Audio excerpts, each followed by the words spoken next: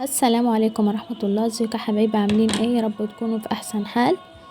النهاردة هنبدأ الفيديو بتاعنا. معانا صينية جلاش بالمكسرات. قبل ما نبدأ الفيديو بتاعنا كده ما تنسيش لو انت لسه مشتركة جديد لايك وكومنت منك كده جميل زيك، واللي ما اشتركش يشترك يلا. اللهم صل وسلم وبارك على اشرف الخلق اجمعين. نبدأ اول الفيديو بتاعنا كده بذكر الله. بسم الله. بس ايه رايكم بقى في رمية الصينية اللي في اول الفيديو دي؟ رمية شيفات يعني. المهم جبت كده نص كيلو ورق جلاش صابح وانا جايه من السوق. قمت شارياله شويه مكسرات الا وهي سوداني، هو ده اللي موجود عندك يعني. ما تقفيش اي حاجه مسكره اعمليها، اي حاجه حلوه في بيتك اعمليها.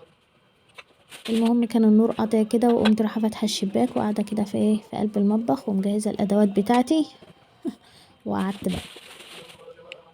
اول حاجه جبت السمنه بتاعتي. قمت راحة سمنة وزيت ومسيحاهم على النار كده بس تفك بس يعني شوية كده عشان تمشي في الفرشة معايا. وقمت راحة جايباهم في الطبق زي ما انتوا شايفين كده في اول فيديو. قمت راحة جايبة صينية وحاطة فردة الورقة عليه. بين كل ورقة وورقة بتدهني بالفرشة زي ما انت شايفة كده.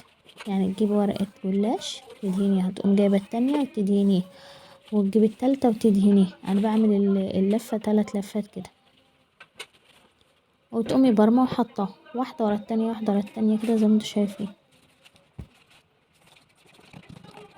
اهو. ده 1 2 3. اهم حاجة يكون سمنة وزيت، السمنة للتحمير والزيت كده عشان يخليه ايه مقرمش.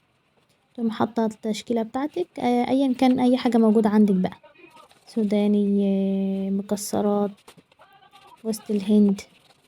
شوفي انت بتحبي تحشي ايه حطيه اهو بالشكل ده كده.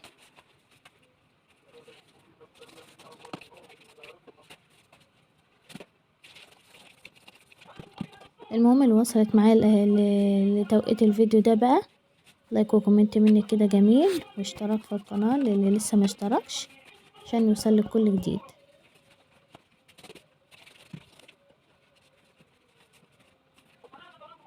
ده يا جماعة الحشوة خلصت. قمت رايحة قايلة هرمي دول؟ لا اكيد مش هرميهم. بتقومي عاملاهم مثلثات اللي هي زي السمبوكسات كده، جلاش فاضي عادي. وهو بتحمر وبتقرمش وبتسقي شربات عادي. في الوقت ده انا كنت حاطة الشربات على النار يعني يجهز عشان يبقى هادي كده على الجلاش. اول ما الجلاش بيطلع بتقومي انت رايحة ساقية الشربات بتاعه اهو. بعد ما بتخلصي لفة وكل حاجة بتقومي جايبة الجلاش بتاعك بقى ودهناه بالسمنة والزيت برضو كده على وشه عشان التحمير، وتبدأي تقطعي بقى بالمقاس اللي انت عاوزاه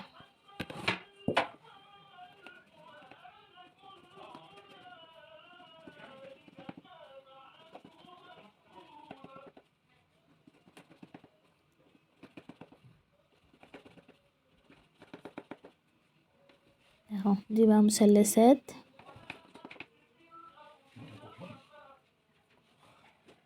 ما متش يعني بصح يلا. انا اقوى من بس انا ولا اي مقاس انت عاوزاه بقى، عايزة مثلث كبيرة صغيرة تبع ما انت عايزة تبرميهم برضو ويبقوا فاضيين مش هيقولوا لا. الشتا بيحب الاكل والحاجات السخنة والحاجات الحلوة واي حاجة تعمليه. القعدة تحت البطانية دي مش هتقولك لا على اي حاجة.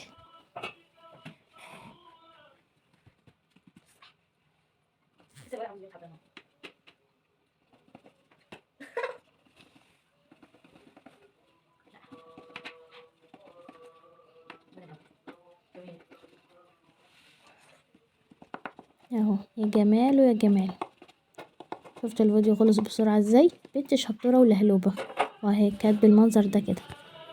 قمت رايحة بقى عاملاهم في الشواية اللي تحت في فرن البوتاجاز. حمر من تحت وفوق. الشواية بتاعت عالية يا جماعة شوية مش مشكلة يعني. يبقى انتي شوفي التحمير بتاعك هيبقى ايه زي ما تحبي اللون.